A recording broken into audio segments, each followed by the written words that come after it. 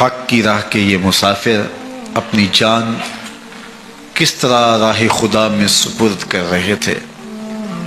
اہل کوفہ سہمے ہوئے، ڈرے ہوئے ابن زیاد کے دربار میں بیٹھے تھے، اور امام حسین رضی اللہ تعالی عنہ کے قتل کا، ان کی شہادت کا انہیں دکھ تو تھا، لیکن ان کے اندر ہمت، طاقت اور توانائی نہیں تھی۔ ان کی تلواریں یزید کے ساتھ رہیں اور دل امام حسین رضی اللہ تعالی عنہ کے ساتھ رکھنے کی بات کرتے تھے۔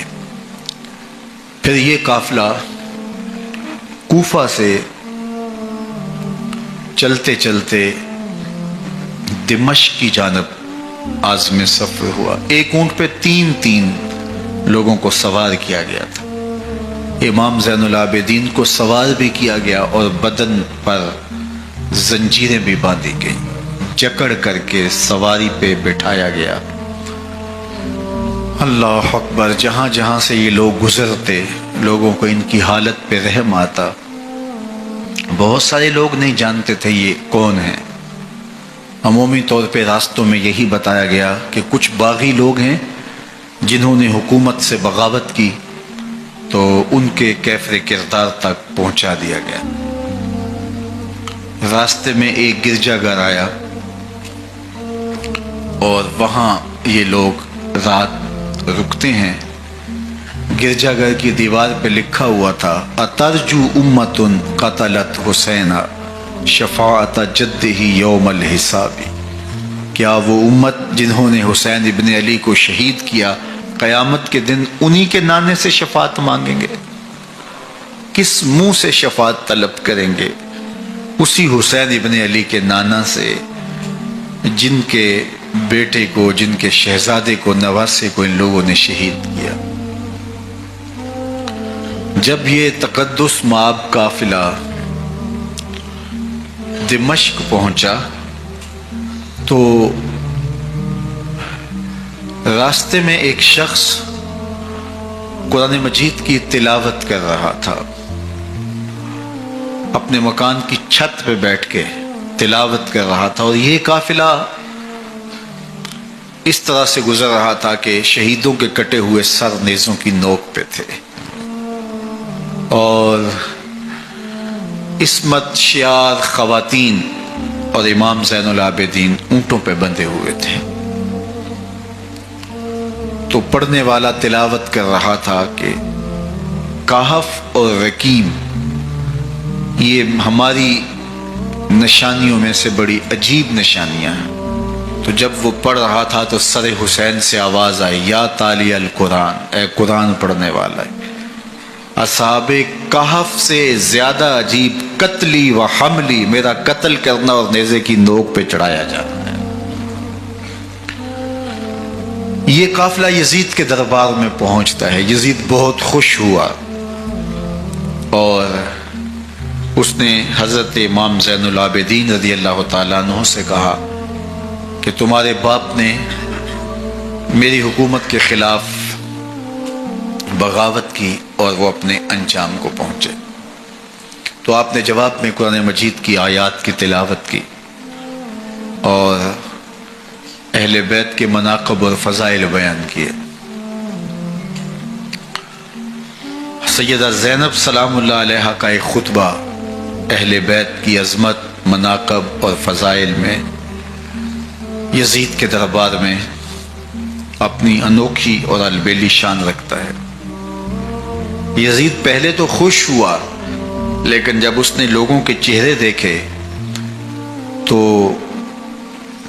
وہ پریشان ہو گیا۔ حتیٰ کہ یزید کے دربار میں ایک عیسائی سفیر آیا ہوا تھا، تو اس نے جب کٹے ہوئے سر دیکھے اور خستہ حال سادات کی شہزادیوں کو دیکھا تو اس نے کہا یہ کون لوگ ہیں؟ تو اسے بتایا گیا، تو اس نے بڑے تعصف کا اظہار کیا، کہا کتنے بد نصیب لوگ ہو، ہمارے پاس حضرت عیسیٰ علیہ السلام کے گدھے کا کھر موجود ہے اور ہم اسے بھی عزت کی جگہ پہ رکھے ہوئے ہیں، اور تم کتنے بدبخت ہو، اپنے رسول کے نواسے کو شہید کر دیا۔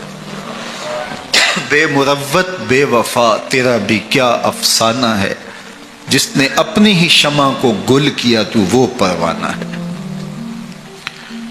تو یزید نے جب لوگوں کے تیور دیکھے اور بدلتے ہوئے حالات دیکھے تو اس نے تعصف کا اظہار کیا اور کہا اللہ برا کرے ابن زیاد کا، وہ امام حسین کو میرے تک پہنچنے دیتا تو میں ان سے اچھا معاملہ کر لیتا۔ کچھ لوگ اس سے یزید کو بری و ذمہ قرار دینے کی کوشش کرتے ہیں، لیکن یزید کے اپنے حکم سے سب کچھ ہوا۔ ابن اسیر نے لکھا ہے کہ جب یزید مرا تو ابن زیاد دمشق آ رہا تھا، اس کے ساتھ مسافر بن شریح بھی تھا، تو اچانک وہ کچھ سوچنے لگا۔ تو مسافر بن شریح نے کہا کہ ابن زیاد میں تمہیں بتاؤں تم کیا سوچ رہے ہو؟ کہا بتاؤ۔ کہا تم یہ سوچ رہے ہو کہ میں نے نواسہ رسول کو شہید کیوں کیا؟ تو کہنے لگا کہ یہ مجھے یزید کا حکم تھا، اور اگر میں نواسہ رسول کو شہید نہ کرتا تو وہ مجھے قتل کر دیتا۔ اور جب مسلم بن عقبہ کو مدینہ المنورہ کی حرمت کو پامال کرنے کے لیے اور حضرت عبداللہ ابن زبیر رضی اللہ تعالیٰ عنہ کی خلافت کے اعلان کے بعد مکہ المکرمہ پر حملے کے لیے جو یزید نے بھیجا، تو اس سے قبل اس نے ابن زیاد کو کہا کہ یہ کام تم کرو۔ تو ابن زیاد نے جو جواب دیا وہ یہ تھا کہ میں تمہارے کہنے پہ پہلے ہی نواسہ رسول کو شہید کر چکا ہوں، اب نواسہ رسول کو شہید کرنا اور کعبۃ اللہ کی حرمت کو پامال کرنا، یہ دو چیزیں میں جمع نہیں کروں گا، اور اس نے بادشاہ کے حکم کا انکار کر دیا۔ تو یزید نے امام حسین رضی اللہ تعالیٰ عنہ کی شہادت کا حکم دیا تھا ابن زیاد کو، اور یہ دو گواہیاں میں نے ابن زیاد سے آپ کے سامنے رکھی۔ باقی اس کا یہ سیاسی پینترا کہ وہ تعصب کا اظہار کرے، تو قاتل کی پشیمانی مقتول کی اہمیت تو بڑھا سکتی ہے، لیکن قاتل کے دامن سے قتل کا داغ نہیں دھو سکتی۔ تو حضرت امام حسین رضی اللہ تعالی عنہ کا قتل یزید کو اب نظر آ رہا تھا مجھے بہت مہنگا پڑے گا، آخرت تو برباد ہوئی ہی ہوئی، دنیا بھی میں نے برباد کر لی، اور میری حکومت بھی مستحکم نہیں رہ سکے گی۔ تو اب اس نے یہ کہنا شروع کر دیا کہ خدا برا کرے ابن مرجانہ کا کہ وہ راستہ دے دیتا اور امام حسین کو میرے تک پہنچ دیتا۔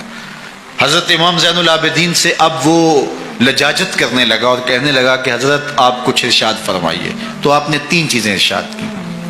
آپ نے فرمایا ایک تو ہمیں خیریت سے مدینے بھیج دو، اور دوسری بات کہ قاتلان حسین کو ان کے کیفر کردار تک پہنچاؤ، اور تیسری بات مجھے دمشق کی جامع مسجد میں خطبہ جمعہ کی اجازت دو۔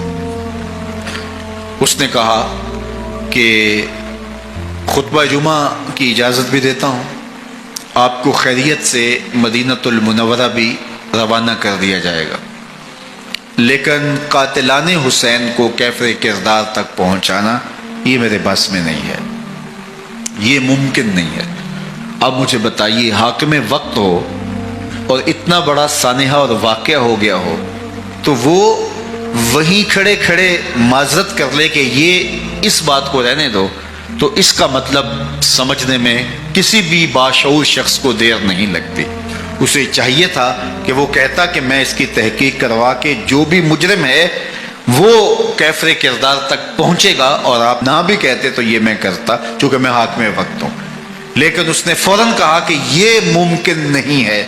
تو اس کا مطلب کیا کہ مجرم میں خود ہوں، تو میں اس سے جو ہے وہ بچنا چاہتا ہوں۔ تو اس نے حضرت امام زین العابدین کو کہا دو شرطیں تو قبول ہیں، لیکن یہ تیسری شرط قبول نہیں ہے اور یہ ممکن نہیں ہے۔